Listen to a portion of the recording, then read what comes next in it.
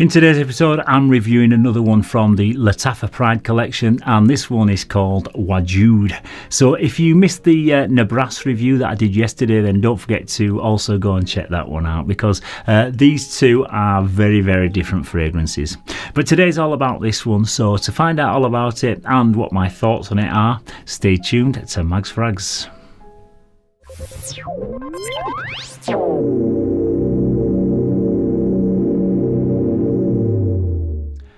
Yes, hello again and welcome to this latest episode of Mags Frags. My name's Paul and today I'm taking a look at Wajood from the Lattafa Pride collection, which is a woody amber fragrance in an eau de parfum concentration, and I picked up this 100ml bottle from the eBay website, and like the Nebraska one from yesterday's review, I paid £39.99 for it.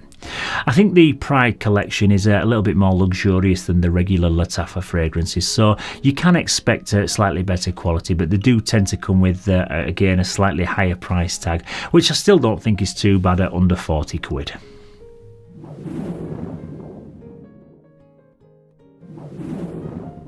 Yes, so into the presentation, and this one comes in an almost identical box as the Nebraska fragrance that I reviewed yesterday, with the only difference being the colourway. This one comes in a dark brown, chocolate coloured brown presentation box, and it's made from rigid cardboard and wrapped in like a faux leather material, with this kind of sunburst pattern pressed into all the way around it. On the front is the name of the house and the name of the fragrance. That's both printed in gold metallic, and then a bit lower down we also have the size and concentration, which again is stamped into the box. Around the back is exactly the same, apart from you get the little sticker of authenticity on the top corner, and then again on the side, just like yesterday's fragrance, we've got the name of the fragrance printed quite large on the side of the box. Right at the very top there's a Lattafa logo, and then underneath we've got all your product information, your barcode, your batch code, and also your QR code on there. Yeah, so again, like yesterday, you get like a jewellery box style, and you get this little ribbon on the side to pull open, which exposes the bottle, and it's mounted in a really nice plush black velour surround. The bottle again feels really high quality, but this time it does come with silver detailing as opposed to the gold from yesterday's fragrance. There's a large chrome sunburst motif that's embossed onto the front, and then around the side is where you'll find the name of the fragrance printed in chrome. At the top there's another Lattafa logo, and the cap is a metal click-on cap which really clicks in ridiculously firmly into place, and you have to give it an almighty pull to remove it, so you can definitely pick this one up by the cap without the fear of it coming off. The atomizer is absolutely great, and you get a lovely blaster juice there, so nothing to worry about with the atomizer. And like yesterday, I did mention, but if you might not have seen that video yet, but you do get this like little booklet that tells you all about the Lattafa Pride range, and it comes complete with all the note breakdowns of each fragrance. So definitely fantastic presentation, and just like yesterday, this one gets a 10 out of 10.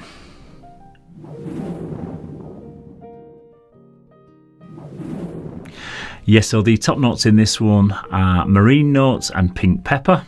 In the heart of the scent we've got vetiver and patchouli, and the base notes are sandalwood, musk and amber.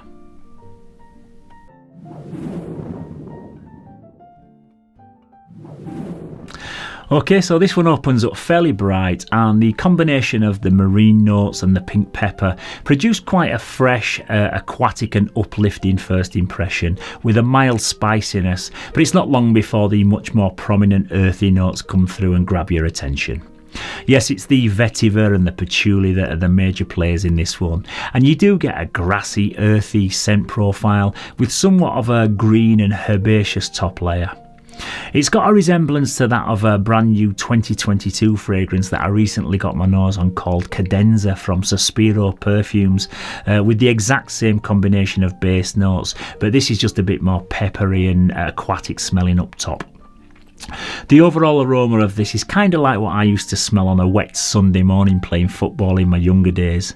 It's a combination of wet grass and wet soil, which actually smells really nice, by the way. I don't mean that in a negative way, but it's got this kind of masculine, wet, earthy smell to it. But don't worry, you aren't going to smell like straight up wet grass. This is actually a very likeable and powerful smelling fragrance, and I think that women will find it extremely sexy to smell on a guy. The pink pepper sticks around well into the dry down, as does the salty marine notes. So for the most part you have a classic, maybe even retro, masculine smelling scent profile that stays crisp, bright and fresh. But the further it gets into the dry down, the patchouli does fade quite a bit and it becomes more woody smelling, with a bit of a pencil shavings vibe going on, whilst the musk and the amber provide a hint of mild sweetness and a bit of a dusty texture, which is probably my favourite part of the scent because it's very relaxing. I'm not the biggest fan of the patchouli note myself, and it's just a bit of a welcome relief when it finally dies down a little bit, but for anyone who enjoys the note, I think you'll really enjoy this fragrance.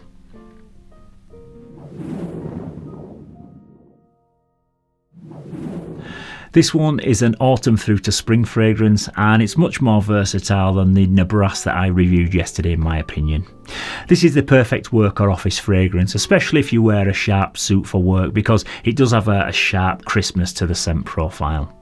It would be great to wear for like a cool autumn walk, but you could also wear it dressed up in the evening for an evening night out as well. And like I said earlier, this is a powerful masculine fragrance. I think women they'll absolutely love to smell coming off a man. It is pretty much a one fragrance for all occasions kind of scent, and I can't see a reason why you couldn't wear it all year round apart from the summertime, because there is a brand called Chanel who takes pretty good care of the summertime. This one does have more of a mature quality, so it's probably going to work best on guys over the age of 30. And it's definitely not one that I'd imagine smelling coming off a woman, not even in 2023.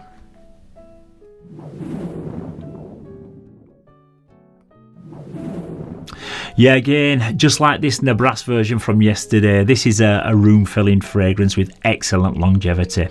You'll get 8 to 10 hours with a huge scent trail for the first couple of hours, and then a steady or moderate projection after that. But both of these remind me of classic retro fragrances in terms of how long they last and how strongly they project. So nothing to worry about with the performance on either of these two.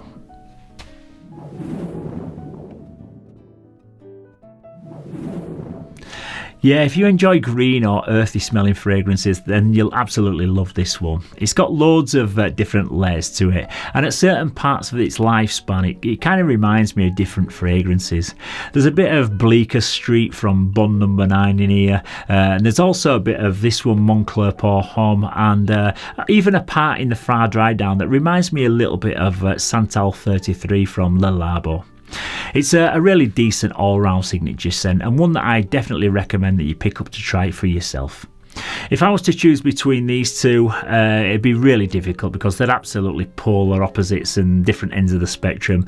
But I would say that even though the Nebraska smells more pleasing to me as like a general smell, the Wajood works better as a fragrance. It's way more sexy, way more masculine, and way more versatile. So I'd go for the Wajood if I definitely had to pick between these two. Yeah, so once again, that's about it for today's scent of the day, but coming up in the next episode, I am going to be taking a look at another Lattafa fragrance, but this time it's a definite clone of one of my favourite designer scents. So to find out which one I'm talking about, don't forget to look out for that one in my next upload by hitting the subscribe button, as well as the bell icon at the top of your screen, so you don't miss any more future uploads. I hit a really pleasing milestone this week when one of my videos reached the grand old milestone of 20,000 views for the very first time, and I'm also within touching distance of reaching the major milestone of 1 million channel views, which is just fantastic. So to each and every one of you that's ever watched the videos or subscribed to the channel, thank you very much for your support, and I hope to keep bringing you new and improved content throughout 2023 and for many years beyond, hopefully.